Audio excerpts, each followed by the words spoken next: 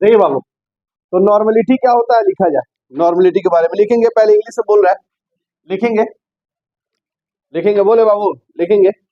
Gram equivalent weight of solute, gram equivalent weight of solute, gram equivalent weight of solute, gram equivalent weight of solute dissolve in, gram equivalent weight of solute, gram equivalent weight of solute dissolve in, dissolve in, dissolve in पर litre और 1 litre, पर litre और 1 litre of solution, पर litre और 1 litre of solution, पर litre और 1 litre of solution is called normality, is called normality, is called normality। हो गया। चले, क्या होता है बाबू, हिंदी में लिखेंगे कि प्रति लीटर या 1 लीटर, प्रति लीटर या 1 लीटर, प्रति लीटर या 1 लीटर बिलियन में उपस्थित, प्रति लीटर या 1 लीटर बिलियन में उपस्थित, प्रति लीटर या 1 लीटर बिलियन में उपस्थित विलेय के ग्राम समतुल्यांकी भार, ग्राम समतुल्यांकी भार, ग्राम समतुल्यांकी, ऊपर लिख दिए है समतुल्यांकी भार, मतलब इंग्लिश में होता है ग्राम इक्विवेलेंट वेट, बिलियन में उपस्थित विलेय के ग्राम समतुल्यांकी भार को नॉर्मलिटी कहते हैं, को नॉर्मलिटी कहते हैं, को नॉर्मलिटी कहते हैं, को नॉर्मलिटी कहते हैं। हो गया। अच्छा जी, तो नॉर्मलिटी बाबू जो होता है, हो गया। चल देखें यहां ध्यान से, नॉर्मलिटी लिखेंगे बाबू, it is denoted by capital N, इसे बड़ा एन से दर्शाते हैं। It is denoted by capital N, बड़ा एन लिखिएगा, छोटा एन नहीं, बड़ा एन, छोटा एन नहीं होना चाहिए, छोटा एन मोल होता है। डिनोटेड बाय कैपिटल एन, बड़ा एन। हो गया, डिनोटेड बाय कैपिटल एन, बहुत बढ़िया।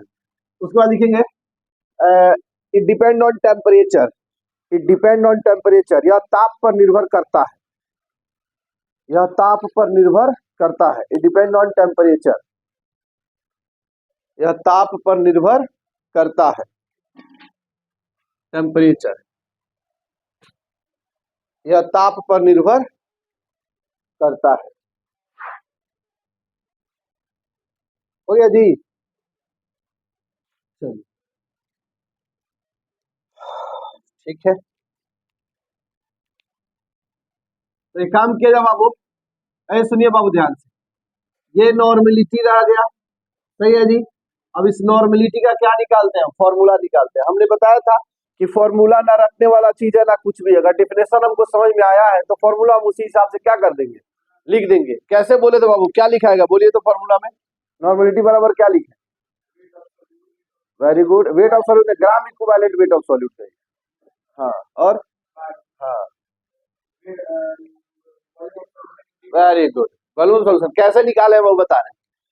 नॉर्मलिटी हो गया, ठीक है ना। उस डेफिनेशन को पढ़ेंगे आप तो क्या दिया गया है कि the gram equivalent weight of solute, ये दिया गया है, the gram equivalent weight of solute dissolve in पर लीटर ऑफ सॉल्यूशन। अब पर लीटर जो होता है, देखिए ध्यान से, जैसे आई को क्या लिखते हैं बाबू, मीटर, क्या बोलते हैं, मीटर पर सेकेंड, तो ये मीटर हो गया, ये पर हो गया, और ये क्या हो गया, सेकेंड हो गया।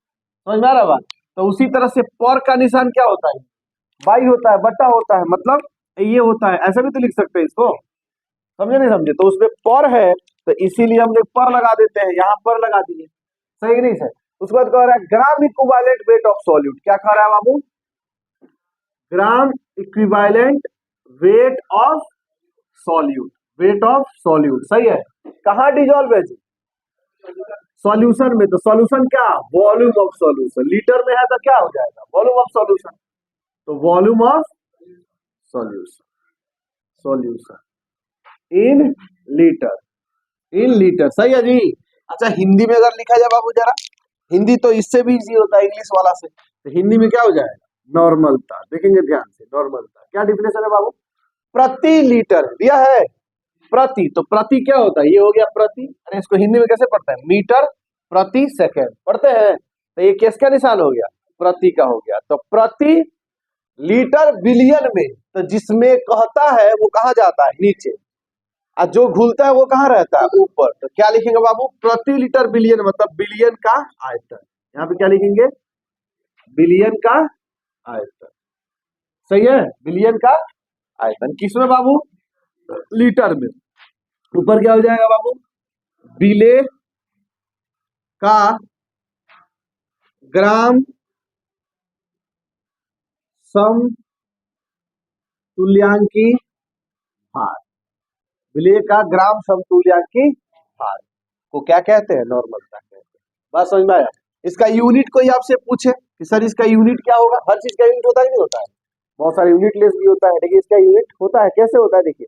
तो ये खुद यूनिट होता है, ये खुद नॉर्मलिटी यूनिट है। लेकिन अगर इसका यूनिट लिखे तो क्या लिख सकते हैं? ग्राम इक्विवेलेंट वेट पर लीटर। नहीं कह सकते हैं? ग्राम इक्विवेलेंट वेट पर लीटर, क्योंकि ये बिलियन किसमें है? लीटर में। किसमें है? लीटर में। अब जरा ध्यान दीजिए, अगर मान लीजिए ये जो फॉर्मूला है बाबू, अगर मान लीजिए लीटर में ना दे, एमएल में ना दे, एमएल में दीजिए, तो क्या करेंगे हम लोग? ग्राम इक्विवेलेंट वेट ऑफ सॉल्यूट बटा, बोलिए क्या हो जाएगा? Volume of solution. अगर ये एमएल में दे दे, किसमें दे दे? इन एमएल में दे देता है, तो एमएल में देगा तो हम लोग उसको क्या करेंगे? लीटर में कन्वर्ट करें। लीटर में कन्वर्ट करने के लिए किससे डिवाइड कर गया? 1000 से। 1000 नीचे जाएगा तो वो कहाँ चल जाएगा? ऊपर। इसका मतलब ऊपर क्या करेंगे? 1000 से। समझ में आई बात? मतलब आंसर हमको हमेशा किस में लाना है? लीटर में लाना है। किसमें लाना है? लीटर में। तो यहाँ एमएल का वॉल्यूम रखेंगे भी तो हम क्या करेंगे बाबू? 1000 से मल्टीप्लाई कर देंगे, तो वो एमएल अपने आप किसमें चेंज हो गया? लीटर में। तो हम ज्यादा तेल मिलना का अगर फॉर्मूला ही बना दिए कि ऊपर आप जैसे मल्टीप्लाई कर दीजिए, आप अपने आप कन्वर्ट हो जाएगा। क्लियर हुआ चीजें? है?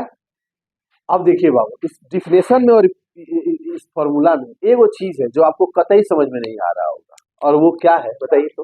Gram equivalent wait. ये वैसा ही है जैसे कि कोई बात करे कि एलियंस, एलियंस ऐसा लग रहा है ना जिसके बारे में कुछ आता पता ना है। कोनो फिल्म में कोनो फिल्म में सुअर जैसा दिखाता है, कोनो फिल्म में गाधा जैसा दिखाता है, कोनो फिल्म में बड़का बड़का उंगली दिखाता है, कोनो फिल्म में होता है। कंफ्यूज है इंसान कि वो है एक्चुअली है कैसन, है भी कि नहीं है। वैसा ही मेरे लिए क्या है, ये कुछ आता पता नहीं इसके बारे में। तो टेंशन नहीं लीजिए, हम इसको भी अच्छे से बताएंगे। ठीक है, फॉर्मूला को लिख लिया जाए, इसको हम बता देते हैं, फिर इकट्ठा करके एक नया फॉर्मूला बनाएंगे और वहां से एकदम दे दनादन क्वेश्चन बन जाएगा। नॉर्मलिटी बड़े लग रहा होगा डिफिकल्ट, इतना आसान है। जब लास्ट में कंक्लूजन लाएंगे बाबू, ये फॉर्मूला बनेगा, छोटा सा फॉर्मूला। आइए इसे चुटकी में आप कैलकुलेट करके बता दीजिएगा। ठीक है, तो पहले इसको लिखिए, समझाते हैं। तो इसका मतलब क्या पढ़ लेना चाहिए हमको बाबू? जरा इस टॉपिक को छोड़ देते हैं, ठीक है ना, और स्टार्ट करते हैं क्या? ग्राम इक्विवेलेंट वेट। ठीक है ना, ग्राम इक्विवेलेंट वेट। सॉलिड तो है, कुछ भी हो सकता है, वो आम इमली कुछ भी हो सकता है, सॉलिड था इसीलिए सॉलिड लगा दिए। मेन क्या है मेरा? ग्राम इक्विवेलेंट वेट। तो उसको हम पढ़ लेते हैं, समझ लेते हैं, और बहुत मजेदार चीज निकल के आएगा बाबू। इससे थोड़ा अलग से साइड में कुछ पढ़ेंगे, और उस साइड से भी बहुत सारा क्वेश्चन पूछा जाता है एग्जाम में, तो उसको भी हम लोग देख लेते हैं। चलिए लिखिए, उसको हेडिंग दीजिए, ग्राम इक्विवेलेंट वेट ऑफ सॉलिड। इसको थोड़ा होल्ड कर देते हैं हम लोग, उसके बाद उसको जानते हैं। ग्राम इक्विवेलेंट वेट ऑफ सॉलिड।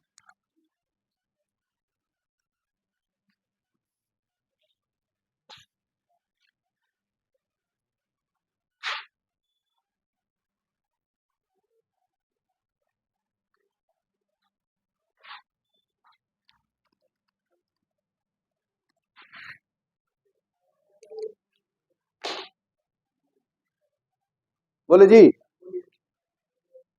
देखिए ग्राम इक्विवेलेंट वेट है, लिख लीजिए पहले इसका डेफिनेशन, लिखेंगे बाबू।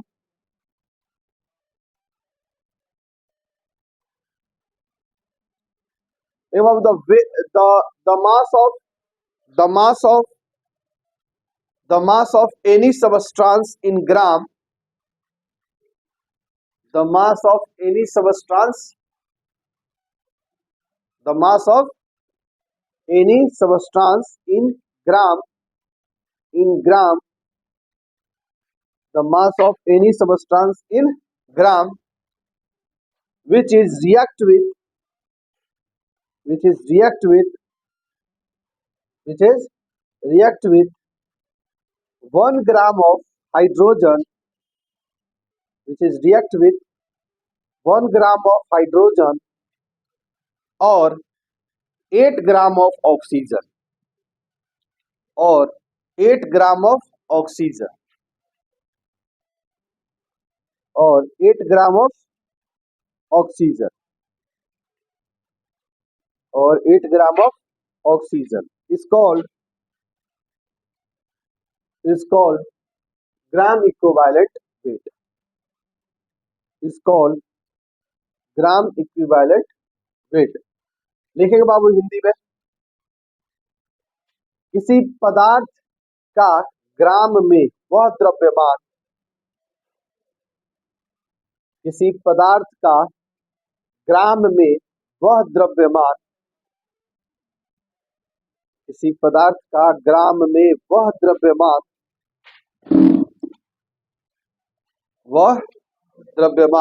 जो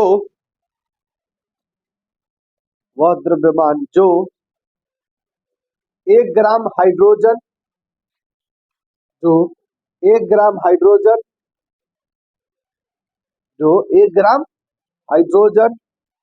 या 8 ग्राम ऑक्सीजन से अभिक्रिया करता है से अभिक्रिया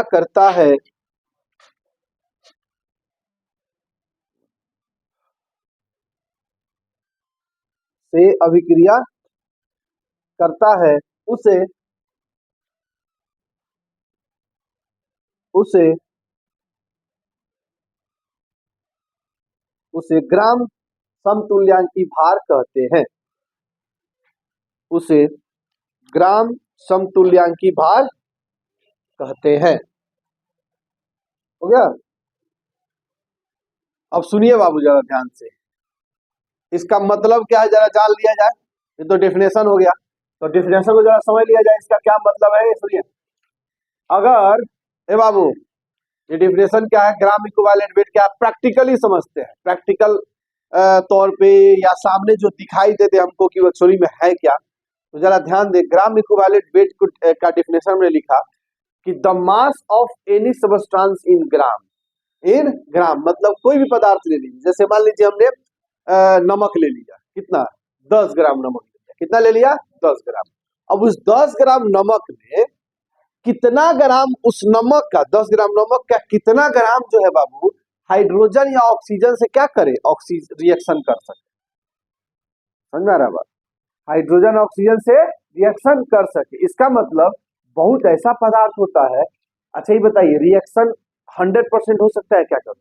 आप लोग इक्विलिब्रियम पढ़े हैं, याद है 100% कभी भी रिएक्शन नहीं होता है, नहीं होता है बाबू कतई भी। वो मैंने हमको लग रहा है खूब अच्छा होगा ना, जो आयोनिक रिएक्शन होता है जो 100% डिसोसिएशन होता है वो भी 90 माने 80 से 90 के बीच रहता है, 100% कभी कंप्लीट नहीं होता है रिएक्शन।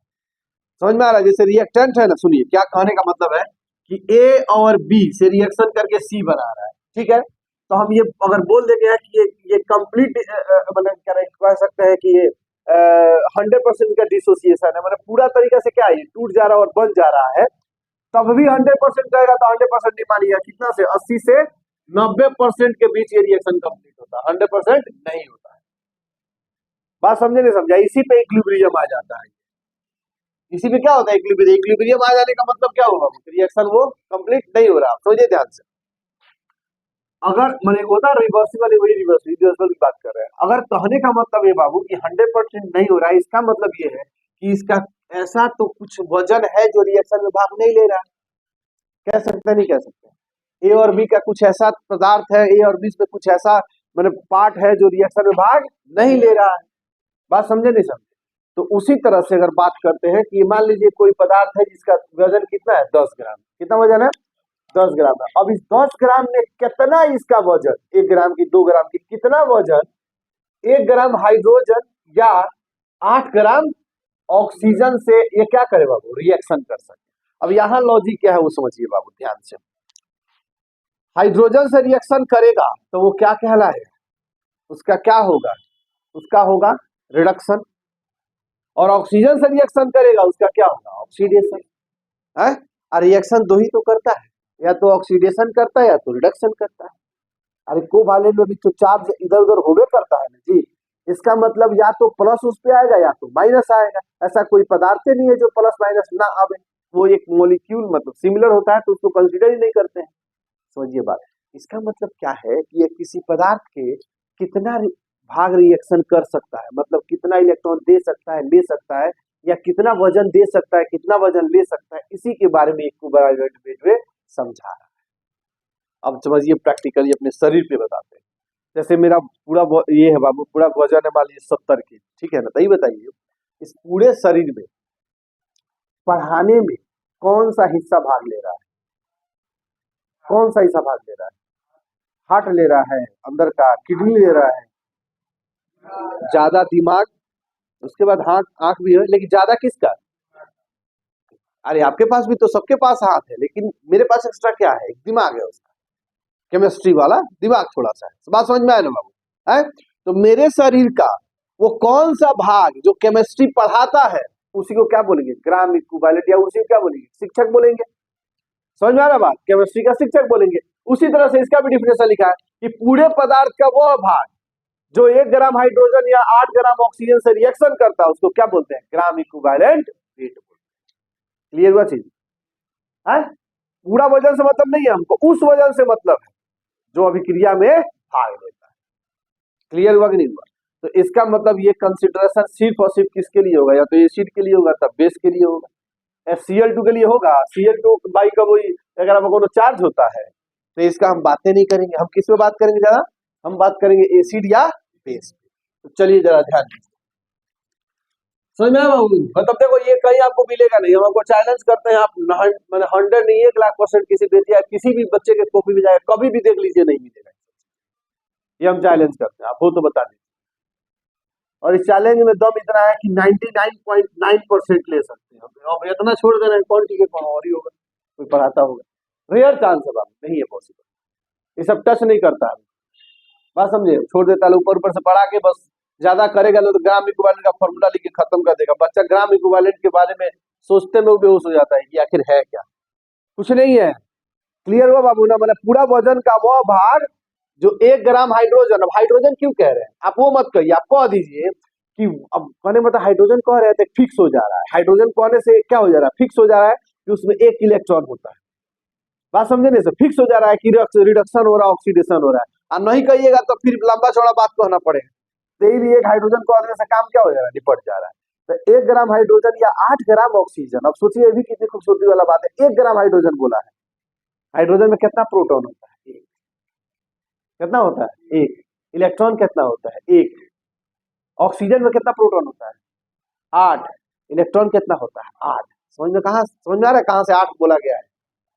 क्योंकि इलेक्ट्रॉन और प्रोटॉन ही रिएक्शन में भाग लेते हैं या रिस्पॉन्सिबल होते हैं, इसीलिए उसी का लिया गया है। क्लियर हुआ? अब ऑक्सीजन क्यों लेते हैं? तो जनरली हम जानते हैं भाई ऑक्सीडेशन करेगा तो ऑक्सीजन से जुड़ेगा, रिडक्शन करेगा तो हाइड्रोजन से जुड़ेगा। क्लियर है? तो ऑक्सीडेशन रिडक्शन करे वही पदार्थ, एक पदार्थ का वह वजन जो ऑक्सीडेशन रिडक्शन करे, यानी ऑक्सीडेशन रिडक्शन में भाग ले या किसी से अभिक्रिया करे, तो वो क्या कहलाएगा, ग्राम इक्विवेलेंट वेट कहलाएगा। चलिए इसका डिफिनेशन जितना पेचीदा है, फॉर्मूला भी उसी तरह का है। क्या फॉर्मूला बनेगा, हम यही बना देते हैं। चलिए यहां बनाते हैं, ग्राम इक्विवेलेंट वेट बराबर, ग्राम इक्विवेलेंट वेट बराबर क्या बनाएंगे बाबू, सुनिए है बाबू, सुनिए, वेट ऑफ, वेट बात कर लेते हैं डायरेक्ट, वेट ऑफ सॉल्यूट नहीं लिखते हैं, वेट लिख लेते हैं। वेट माने जो भाग ले रहा है रिएक्शन में, बात समझे, वेट बटा मॉलिक्यूलर मास। अब मॉलिक्यूलर मास यहाँ पे क्यों लिए बाबू, तो मान लीजिए मॉलिक्यूलर मासेस से तो बताएगा ना, जैसे मान लीजिए मोल कैसे निकलेगा उसका, मॉलिक्यूलर मासेस है ना, तो वेट बटा क्या कर दिया, मॉलिक्यूलर मास कर दिया, फिर कहेंगे सर मोल क्यों आप निकाल रहे हैं, मैंने आप डायरेक्ट वेट रख देते, तो मोलवा इसलिए निकालते हैं बाबू, जैसे मान लीजिए 100 रुपया आप कहीं गए, 100 रुपया मैंने कहीं आप सामान खरीदने गए, एक सामान का दाम 10 रुपया है, तो बताइए कौन सा सामान खरीदिएगा, 10 को खरीदिएगा, बात समझे नहीं समझे, तो एक सामान का वजन वो तो फिक्स ना हो गया, जैसे एक पदार्थ, जैसे मान लिया ऑक्सीजन ले लिए या हाइड्रोजन ले लिए, तो ऑक्सीजन ले लिए तो ऑक्सीजन का मास कितना हो गया, फिक्स हो गया 16, अब 32 ग्राम है तो नहीं पता चलेगा कौन ऑक्सीजन हो ग्राम है, तो एक तरह का क्या बताया जा रहा है, ग्राम इक्विवेलेंट वेट के द्वारा ही बताया जा रहा है कितना संख्या है उसका, समझे नहीं समझे, तो संख्या ला लिए, और उसके बाद एन फैक्टर लगा देते हैं, और एन फैक्टर क्या होता है सुनिए थोड़ा, एन फैक्टर का दो चीज होता है, एक अम्लीयता और एक क्षारीयता, एक एसिडिटी और एक बेसासिटी बताता है, एक एसिडिटी और एक बेसासिटी बताता है, अब सुनिए जरा ध्यान से, हिंदी में क्या हो जाएगा बाबू इसका, ग्राम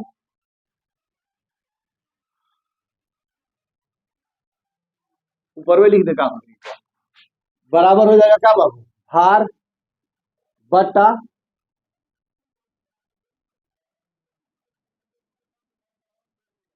अणु द्रव्यमान, सही है, इंटू एन फैक्टर, सही है, इंटू एन फैक्टर, अब एन फैक्टर आपके लिए एक नया बात मिल गया है कि नहीं, एन फैक्टर क्या है, कुछ नहीं है, एन फैक्टर भी दो प्रकार से बनता है बाबू, क्या होता है एन फैक्टर जो होता है, ये क्या बताता है, दो चीजों को बताता है, एक बताता है acidity, acidity, acidity of base, of base, और ये बताता है बेसासिटी, बेसासिटी ऑफ एसिड, याद आ रहा है, conjugate base conjugate acid, acid का बेस और बेस का एसिड, वही से निकाले हैं ये, तो क्या हो जाएगा बाबू, क्षार का अम्लीयता, अम्लीयता और अम्ल का क्षारीयता, क्षारीयता, याद आ रहा है बाबू, पढ़ाए तो वहां पे, वही चैप्टर पूछ लीजिएगा, कहीं कोई नहीं पढ़ाता उस चैप्टर, टच भी नहीं करता है, क्लियर हुआ, एक काम कीजिए इसको लिख लीजिए, ठीक है ना, लास्ट कंक्लूजन में जाने वाले हैं, एन फैक्टर निकल जाएगा, ये निकल जाएगा, ये निकल जाएगा, ग्राम इक्विवेलेंट निकल जाएगा, ग्राम इक्विवेलेंट निकल जाएगा, तो मेरा नॉर्मलिटी क्लियर हो गया, समझे, इसको लिख लीजिए, आगे बढ़ते हैं, थोड़ा सा कॉम्प्लेक्स है बाबू, आज का टॉपिक अब तक में सबसे खतरनाक है, ये टेंशन नहीं लीजिए, लास्ट में एकदम आसान कर देंगे, इसको लिख लीजिए, ये ना बेस है, NaOH यहीं भी लिख लेना है, क्या एन फैक्टर बराबर,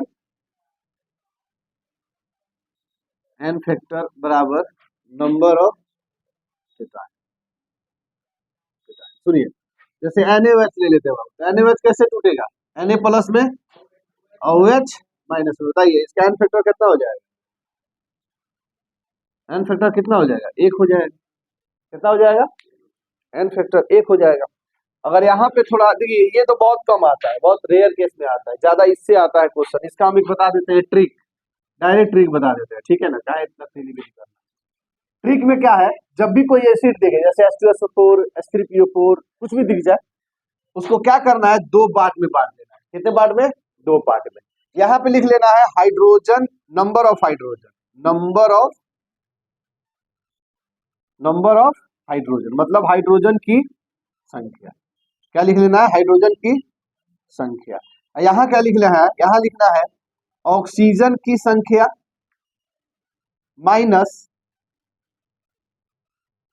केंद्रीय परमाणु की संख्या, केंद्रीय परमाणु की संख्या मतलब number of oxygen, number of oxygen minus number of central atom, अब सेंट्रल एटम क्या है, तो आप लोग अच्छे से जानते होंगे, नहीं भी जानते हैं तो बता देते हैं बाबू, हम यही पे कोई एग्जांपल कराएं, जैसे देखिए एग्जांपल है, कोई दे दिया H2SO4, क्या दे दिया H2SO4, और कह रहा है इसका एन फैक्टर निकालने को, क्या कह रहा है बाबू, एन फैक्टर से क्या करेंगे, सिंपली बीच में से डिवाइड कर देते हैं, कर दिए डिवाइड, हाइड्रोजन की संख्या कितनी है, दो, ऑक्सीजन की संख्या चार, और सेंट्रल एटम कौन है, जो बीच में होता है, जो सबसे कम संख्या हो, जो बीच में हो और जिसका आकार सबसे बड़ा हो, तो सल्फर कौन का संख्या है बाबू, एक है, तो -1 कर, उसके बाद देखिए यहाँ पे क्या लिखते हैं, जो कम हो, जो कम हो उसे ही एन फैक्टर मानेंगे, एन फैक्टर मानेंगे। अब जरा ध्यान दीजिए, यहाँ पे कितना आएगा मेरे बाबू? 3 आएगा। 2 और 3 में कम कौन है? 2 है ना। 2 और 3 में कम कौन है? 2 है। तो एन फैक्टर कितना हो, कितना हो गया बाबू? खत्म। कितना हो गया? 2। और जानते हैं H2SO को क्या बोलेंगे? डाई बेसिक एसिड बोलेंगे। क्या बोलेंगे? डाई बेसिक एसिड बोलेंगे। क्यों? अम्ल है, लेकिन इसकी बेसिसिटी कितनी है? 2 है, इसीलिए इसको क्या बोलेंगे? Dibasic acid. नहीं समझ में आया? है? नहीं आया?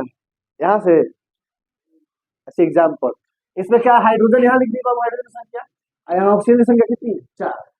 बीच में कितना संख्या है? सल्फर का गो है 1 गो। तो दोनों 4 में से 1 हटा दिए, फॉर्मूला नहीं कह रहा है number of oxygen minus number of central atom, तो घटा दिए, कितना आ गया? 3। अब इस दोनों में कम कौन है? 2 है, तो 2 क्या हो जाएगा? और भी करके देखते हैं। H3PO3, ये बताइए क्या करेंगे इसका? 2 पार्ट में बांटेंगे। एक कितना आ गया? 3। यहाँ कितना आ गया? 3 माइनस 1 कितना आ गया बाबू? 2। एन फैक्टर बताइए कितना हो गया? 2। अब इसको क्या बोलेंगे? डाई बेसिक एसिड बोलेंगे। क्या बोलेंगे? समझ में आ रहा है कि नहीं आ रहा है? और भी देख लीजिए एग्जाम्पल। H3PO4 बताइए क्या किया जाए? 2 पार्ट में बांट लिया जाए। हाइड्रोजन का गो है 3, ऑक्सीजन दोनों बराबर हो गया। अब दोनों बराबर है, तब क्या करें? कुछ नहीं करे, दोनों बराबर है तो 3 है। क्या हो जाएगा? 3 हो जाएगा। और इसका नाम क्या हो जाएगा? Try basic acid. एक बार बताएं, बिहार बोर्ड के 2018 में क्वेश्चन पूछा, नहीं 18 की 17 से कुछ क्वेश्चन पूछा था, H3PO दे दिया था कि निम्न में से कौन ट्राई बेसिक एसिड है, मतलब which of the following is a try basic acid, और 4 को ऑप्शन दे दिया था, H3PO3, H3PO4, H3PO2। समझा यार? तो खट से एन फैक्टर निकालिए, ट्राई बेसिक निकल गया आराम से। समझो, वही बोले हैं कि इससे साइड भी एक चीज आपको निकल के आएगा, वही हाई कुछ नहीं है, जैसे नंबर ऑफ केटायन निकाल लेना, ठीक है ना। जैसे मान लीजिए कि ए केटायन है प्लस 1 हो जाएगा। इसमें बहुत नहीं पूछता, अक्सर एक ही होता है। समझ? क्लियर हुआ जी? लिख लीजिए फटाफट, खत्म हो गया आपका टोटल। अब एन फैक्टर निकल जाएगा बाबू, किसी का भी एन फैक्टर निकल जाएगा, हाई आपको दिया ही रहेगा, तो इसका मतलब अब हम लोग लास्ट चलते हैं कहाँ? नॉर्मलिटी पे फॉर्मूला चिपका देते हैं और बात खत्म हो जाता है। और देखिए कितना आसान होता है, इसको लिखिए फटाफट मिटाए।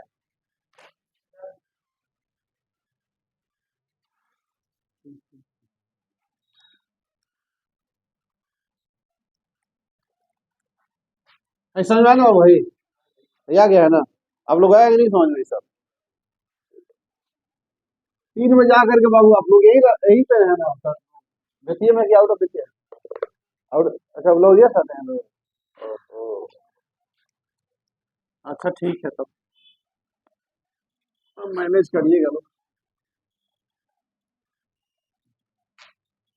देखिए बाबू क्या है, सुनिए इधर ध्यान से। नॉर्मलिटी का फॉर्मूला हमने क्या लिखा था? देखिए नॉर्मलिटी बराबर हमने लिखा था ग्राम इक्विवेलेंट वेट ऑफ सॉल्यूट ना बटा वॉल्यूम ऑफ सॉल्यूशन। सही है? अगर ये ml में था तो ऊपर कितना था? 1000। यही ना लिखे थे बाबू? अच्छी बताइए, अभी जस्ट हमने ग्राम इक्विवेलेंट वेट का फॉर्मूला क्या निकाला है? निकाला है वेट बाई मॉलिक्यूलर मास, अभी निकाला ना हमने, इनटू क्या? N factor. सही है जी? तो अब जरा बताइए, इसको हम यहाँ ला के रख दें तो नॉर्मलिटी का फॉर्मूला क्या बन जाएगा? नॉर्मलिटी बराबर क्या बन जाएगा बाबा? बन जाएगा वेट ऑफ सॉल्यूट। अब चूंकि सॉल्यूट का लिख रहा है ना, ये किसका है? सॉल्यूट का है, तो हम किसका लिख देंगे? वेट ऑफ सॉल्यूट बटा मोलर मास ऑफ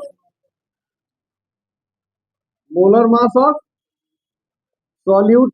सही है? Into volume of solution. उसके बाद ऊपर कितना बाबू? अरे सॉरी 1000 नहीं, एक और चीज क्या आएगा, एन फैक्टर, क्या आ जाएगा, एन फैक्टर। तो ये हो गया फ्रेश नॉर्मलिटी का फॉर्मूला। एन फैक्टर हमको अच्छा से आज पता है, ये है, क्लियर हुआ ना। हिंदी में क्या हो जाएगा इसका फॉर्मूला, हम इधर लिख देगा, हिंदी में लिख देते हैं, क्या हो जाएगा, विलेय का भार, विलेय का भार इंटू 1000 इंटू एन फैक्टर, सही है, बटा यहाँ पे क्या हो जाएगा, विलेय का अणु द्रव्यमान, सही है, इंटू बिलियन का आयतन, किसमें बाबू, एमएल में। क्लियर हुआ, ये फाइनल फॉर्मूला आ गया। अब जरा एक चीज और देख लीजिए, खत्म होने वाला, relation between molarity and normality and normality. आपको याद है मोलारिटी का फॉर्मूला, बोलिए, मोलारिटी बराबर क्या होता है, वेट ऑफ सॉलिड, बहुत बढ़िया, इंटू 1000 था, ठीक है,